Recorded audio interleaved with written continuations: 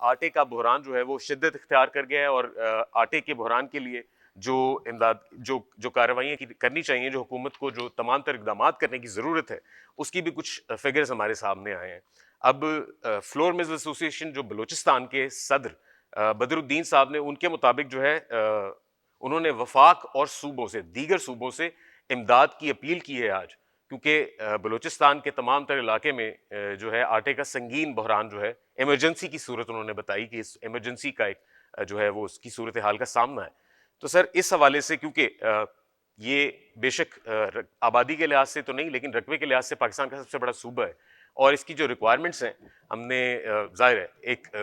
تمام تر صوبوں کی اگر بات کی جائے تو بھائیوں کی صورت میں، اور اگر وفاق کی بات کی جائے تو اس ماں کی صورت میں جو کہ ریاست کے طور پہ جو ہے وہ ریاست ماں کے جیسی ہوتی ہے، ہم نے سن رکھا ہے۔ تو سر بلوچستان کے اس ایشو کو یا اور دیگر ایشوز کو ایڈریس کرنے کے لیے آپ کیا سمجھتے ہیں